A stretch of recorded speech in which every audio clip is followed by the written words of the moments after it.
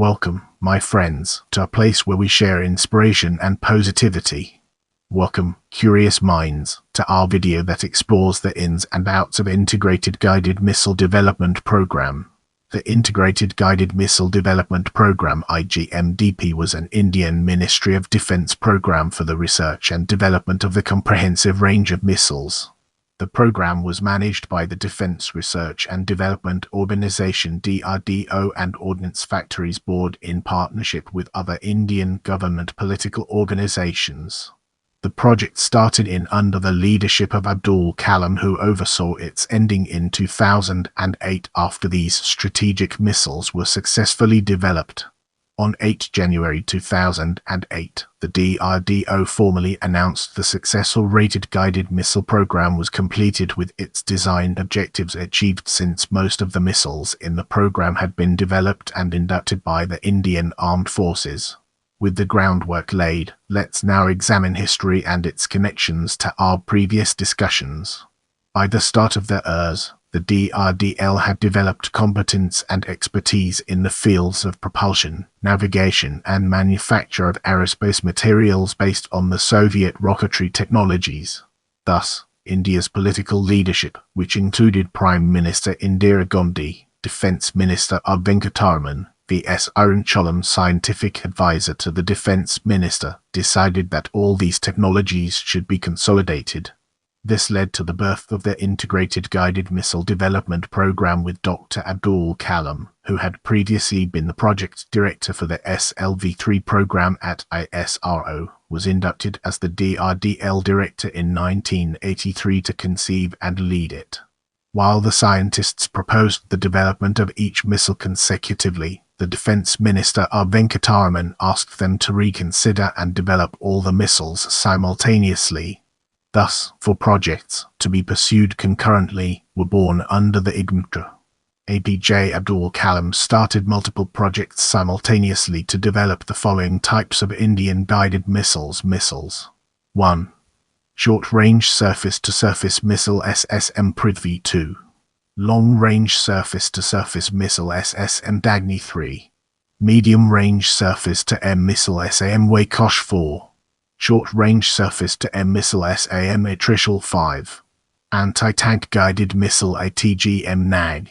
The Agni missile was initially conceived in the IGMDP as a technology demonstrator project in the form of a ray entry vehicle, and was later upgraded to a ballistic missile with different ranges. As part of this program, the interim test range at Balasore in Odisha was also developed for missile testing. Let's now turn our attention to hurdles and uncover the fascinating insights it brings to the table. After India test-fired the first Prithvi missile in 1988 and the Agni missile in 1989, the Missile Technology Control Regime, then an informal grouping established in 1987 by Canada, France, Germany, Italy, Japan, the United Kingdom and the United States, decided to restrict access to any technology that would help India in its missile development program. To counter the MTCR, the IGMDP team formed a consortium of DRDO laboratories, industries and academic institutions to build these subsystems, components and materials. Though this slowed down the progress of the program, India successfully developed indigenously all the restricted components denied to it by the MTCR. As we progress through this video, let's now turn our gaze towards regional influence. The starting of India's missile program influenced Pakistan to scramble its resources to meet the challenge. Like India, Pakistan faced hurdles to operationalize its programs, since education on space sciences was never sought. It took Pakistan decades of expensive trial errors before their program became feasible for military deployment. With our curiosity piqued, let's embark on a dedicated exploration of Prithvi and its fascinating intricacies. The Prithvi missile, from Sanskrit Earth, is a family of tactical surface-to-surface short-range ballistic missiles (SRBM) and is India's first indigenously developed ballistic missile. Development of the Prithvi began in 1983, and it was first test-fired on 25 February 1988 from Sriharikota, SHAR Centre, Pottisaramala Nella District, Andhra Pradesh. It has a range of up to 150 to 300 km. The land variant is called Prithvi, while the naval operational variant of Prithvi I and Prithvi III class missiles are codenamed Dhanush, meaning bow. Both variants are used for surface targets. The Prithvi is said to have its propulsion technology derived from the Soviet Sa-2 surface-to-air missile. Variants make use of either liquid or both liquid and solid fuels. Developed as a battlefield missile, it could carry a nuclear warhead in its role as a tactical nuclear weapon.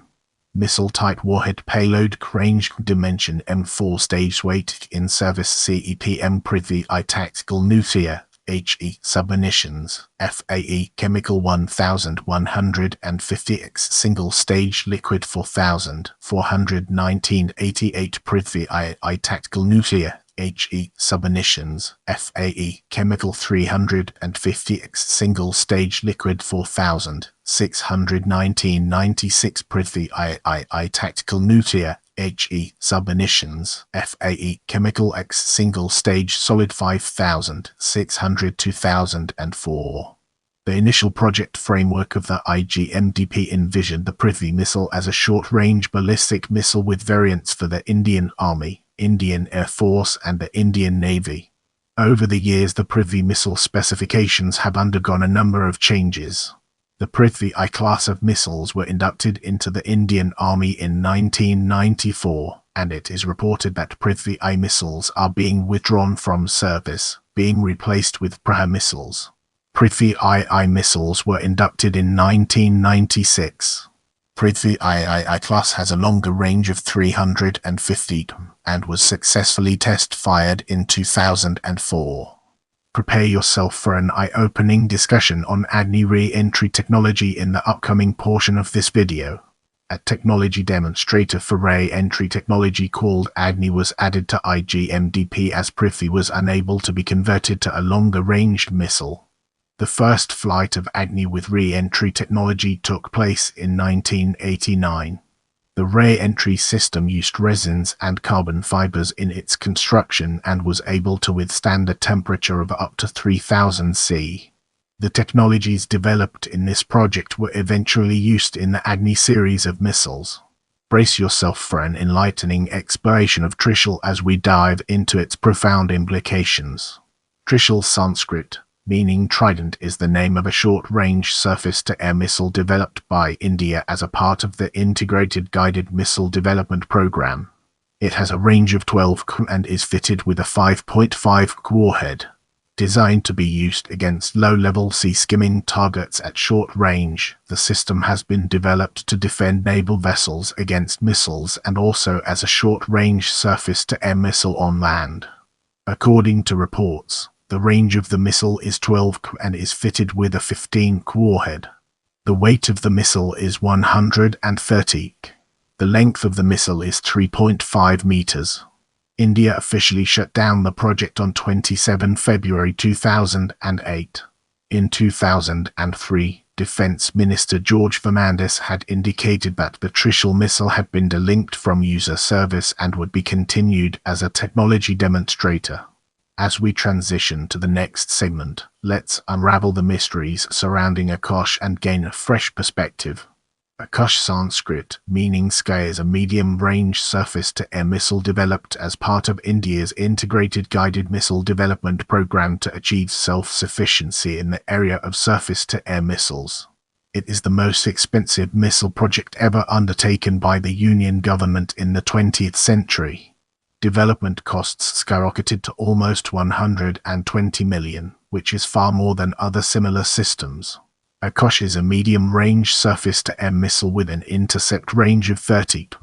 It has a launch weight of 720 km, a diameter of 35 km and a length of 5.8 meters. Akash flies at supersonic speed, reaching around Mach 2.5. It can reach an altitude of 18 km. A digital proximity fuse is coupled with a 55 km pre-fragmented warhead, while the safety arming and detonation mechanism enables a controlled detonation sequence. A self-destruct device is also integrated. It is propelled by a solid-fueled booster stage. The missile has a terminal guidance system capable of working through electronic countermeasures.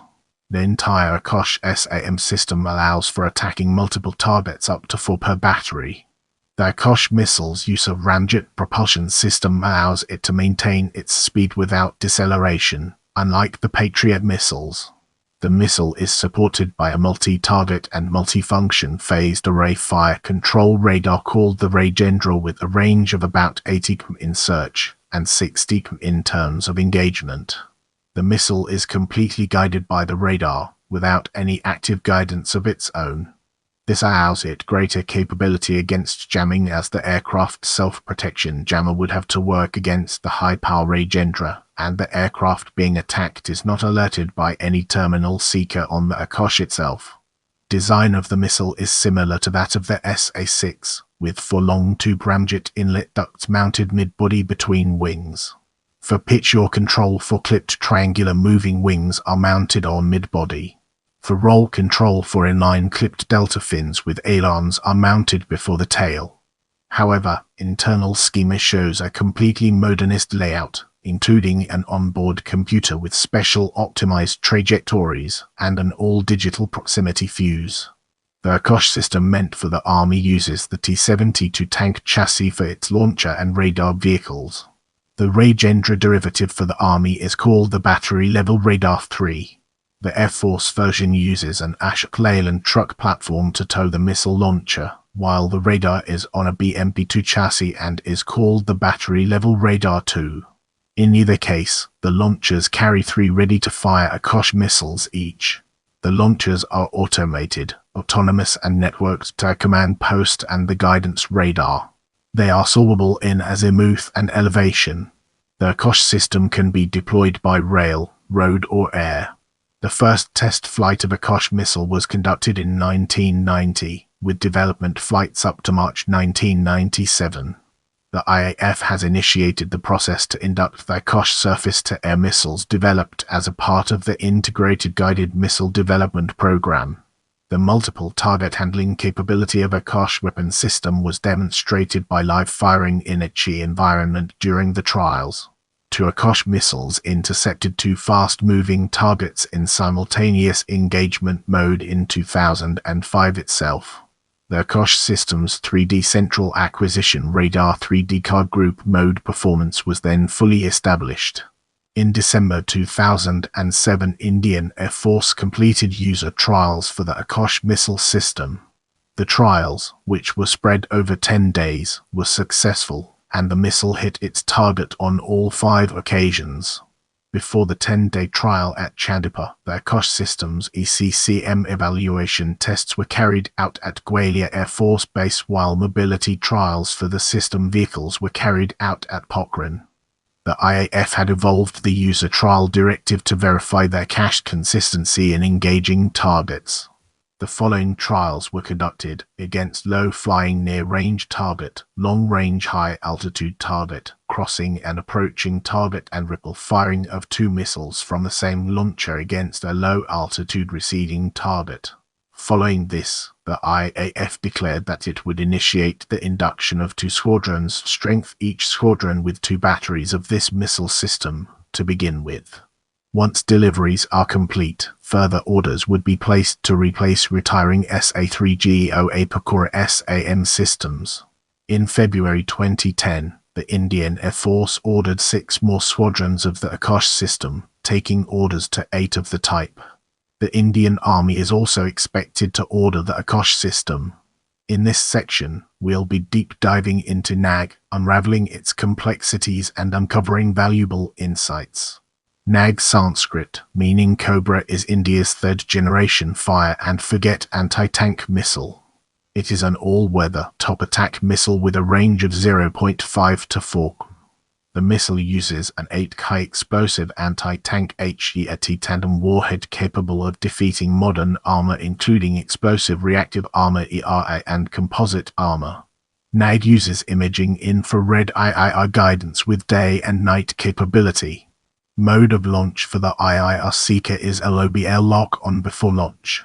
NAG can be mounted on an infantry vehicle. A helicopter-launched version will also be available with integration work being carried out with the HAL DROV. Separate versions for the Army and the Air Force are being developed. For the Army, the missiles will be carried by specialist carrier vehicles NAMIC, a NAG missile carrier equipped with a thermographic camera for target acquisition. NAMICA is a modified BMP-2 infantry fighting vehicle license produced as Sarth in India. The carriers are capable of carrying for ready-to-fire missiles in the observation near launch platform, which can be elevated with more missiles available for reload within the carrier. For the Air Force, a nose-mounted thermal imaging system has been developed for guiding the missile's trajectory. Helena. The missile has a completely fiberglass structure and weighs around 42 kg. NAG was test-fired for the 45th time on 19 March 2005 from the test range at Ahmednagar, Maharashtra, signaling the completion of the developmental phase. It will now enter the production phase, subject to user trials and acceptance by the Indian Army. Further versions of the missile may make use of an all-weather millimeter wave mouse seeker as an additional option. This seeker has reportedly been developed and efforts are on to integrate it into the missile. Thank you for watching. I appreciate your support and I'll see you in the next video.